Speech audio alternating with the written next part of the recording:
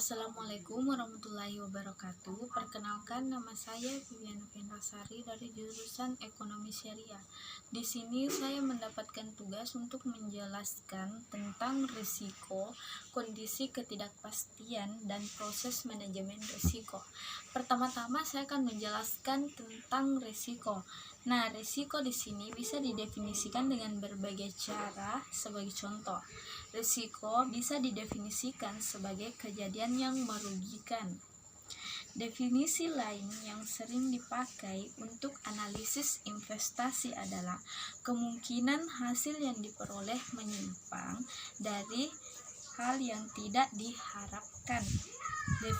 Deviasi standar merupakan alat statistik yang bisa digunakan untuk mengukur penyimpangan tersebut. Karena itu, deviasi standar bisa dipakai untuk mengukur risiko.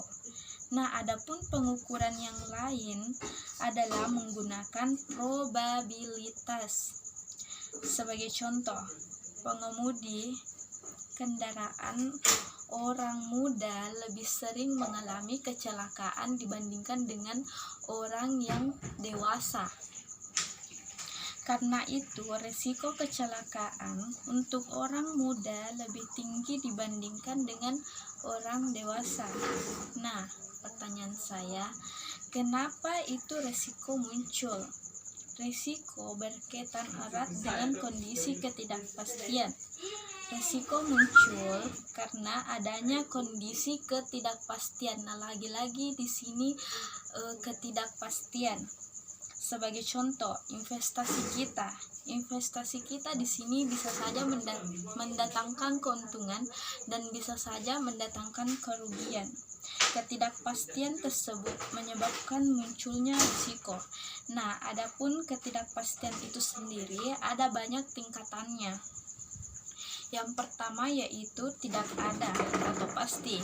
Karakteristiknya, hasil bisa diprediksi dengan pasti, contohnya hukum alam. Dan yang kedua yaitu ketidakpastian objektif. Karakteristiknya, hasil bisa diidentifikasi dan probabilitas diketahui, contohnya permainan dadu dan kartu. Dan yang ketiga yaitu ketidakpastian subjektif. Karakteristiknya, hasil bisa diidentifikasi tapi probabilitas tidak diketahui, contohnya kebakaran, kecelakaan, dan investasi. Dan yang terakhir yaitu sangat tidak pasti. Karakteristiknya, hasil tidak bisa diidentifikasi dan probabilitas tidak diketahui, contohnya eksplorasi angkasa. Nah, kemudian saya melangkah ke tipe-tipe risiko. Risiko bisa dikelompokkan ke dalam dua tipe risiko. Yang sebagaimana kita ketahui yaitu ada risiko murni dan risiko spekulatif. Nah, risiko murni dan risiko spekulatif di sini terbagi lagi menjadi risiko objektif dan subjektif, dan dinamis dan statistis. Dan adapun risiko murni adalah risiko di mana kemungkinan kerugian ada, tetapi kemungkinan keuntungan tidak ada. Contohnya, banjir menghantam rumah kita. Yang kedua yaitu risiko spekulatif. Risiko spekulatif adalah risiko di mana kita mengharapkan terjadinya kerugian dan juga keuntungan. Potensi kerugian dan keuntungan dibicarakan dalam jenis risiko ini. Contohnya, jika kita memegang saham, harga pasar bisa saja meningkat dan bisa saja turun. Dan di samping kategorisasi risiko murni dan spekulatif, risiko juga bisa dibedakan antara risiko dinamis dan statis, di mana risiko dinamis muncul dari perubahan kondisi tertentu, contohnya perubahan kondisi masyarakat, perubahan teknologi, memunculkan risiko baru, misalnya jika masyarakat semakin kritis. Kemudian yang kedua yaitu risiko statis.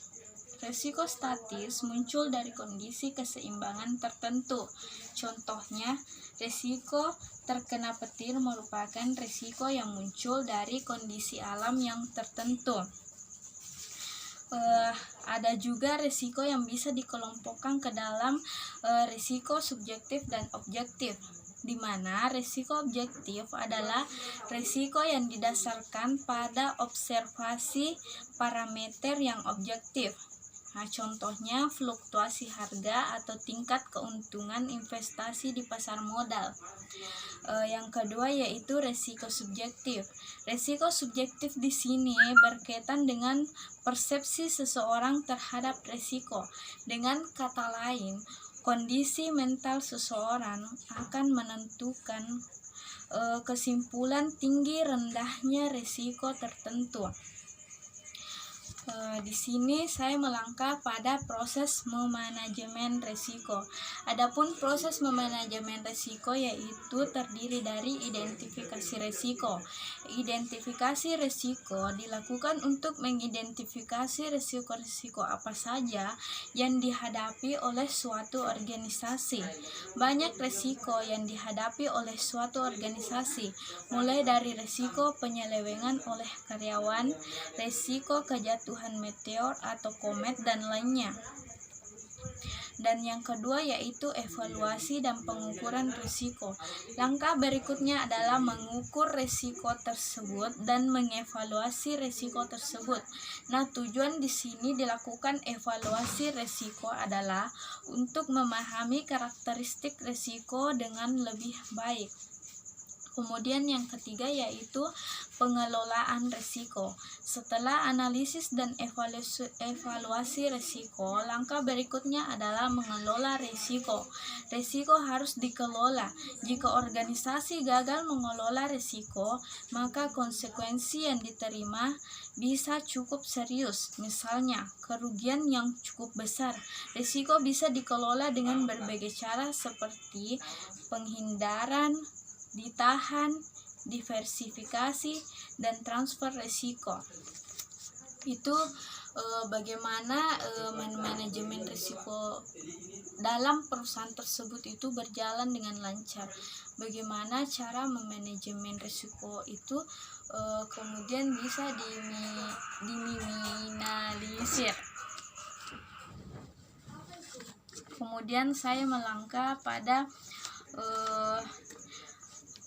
pengertian manajemen risiko. Di sini ada beberapa pengertian dari manajemen risiko. Manajemen risiko adalah seperangkat kebijakan, prosedur yang lengkap yang dipunyai organisasi untuk mengelola, memonitor, dan mengendalikan eksposur organisasi terhadap risiko. Nah, ada pula yang namanya manajemen risiko organisasi, adalah suatu sistem pengelolaan risiko yang dihadapi oleh organisasi secara komprehensif untuk tujuan meningkatkan nilai perusahaan. Dan ada juga enterprise risk management, adalah kerangka yang komprehensif terintegrasi untuk mengelola risiko kredit, risiko pasar, modal ekonomis, transfer risiko untuk memaksimumkan nilai perusahaan. Dan di sini saya akan juga menjelaskan tentang manajemen risiko organisasi. Di sini manajemen risiko organisasi mempunyai elemen-elemen yaitu identifikasi dan penandaan risiko, di mana identifikasi misi, menetapkan tujuan manajemen risiko. Yang kedua, penilaian risiko dan ketidakpastian, mengidentifikasi dan mengukur risiko. Pengendalian risiko, mengendalikan risiko melalui diversifikasi, asuransi, hedging, penghindaran, dan lain-lain. Pendanaan risiko, bagaimana membiayai manajemen risiko, administrasi program, di mana administrasi organisasi seperti manual dan sebagainya. Dan adapun Elemen-elemen manajemen risiko organisasi. Yang pertama, kita harus menyiapkan prasarana yang diperlukan untuk memulai pekerjaan manajemen risiko yang meliputi prasarana lunak atau non-fisik dan prasarana keras atau fisik. Adapun penyiapan prasarana lunak untuk manajemen risiko yaitu yang pertama, mengembangkan budaya sadar risiko. Tujuannya di sini agar setiap anggota organisasi sadar adanya risiko dan mengambil keputusan tertentu dan mempertimbangkan aspek risikonya. Yang kedua yaitu dukungan manajemen. Bentuk dukungan bisa eksplisit dan implisit. Dukungan manajemen puncak bisa dituangkan antara lain ke dalam pernyataan tertulis. Misalnya, manajemen puncak mendukung atau ikut merumuskan atau menyetujui misi dan visi, prosedur dan kebijakan yang berkaitan dengan manajemen risiko. Dan adapun yang perlu disiapkan dalam prasarana keras, contohnya ruangan perkantoran, komputer, dan prasarana fisik lainnya. Ini bertujuan agar pekerjaan manajemen risiko bisa berjalan sebagaimana mestinya. Yang kedua yaitu proses manajemen risiko. Adapun proses manajemen risiko di sini ada yang namanya perencanaan. Perencanaan manajemen risiko bisa dimulai dengan menetapkan visi, misi, dan tujuan yang berkaitan dengan manajemen risiko.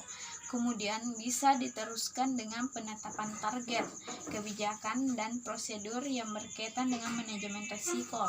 Yang kedua yaitu pelaksanaan, di mana pelaksanaan manajemen risiko meliputi aktivitas operasional yang berkaitan dengan manajemen risiko. Dan untuk melaksanakan pekerjaan manajemen risiko diperlukan organisasi atau struktur organisasi dan staffing atau personal. Yang ketiga yaitu pengendalian, di mana di sini pengendalian yang meliputi evaluasi secara periodik pelaksanaan manajemen risiko, output pelaporan yang dihasilkan oleh manajemen risiko, dan umpan balik atau feedback. Nah, sekian dari saya. Wassalamualaikum warahmatullahi wabarakatuh.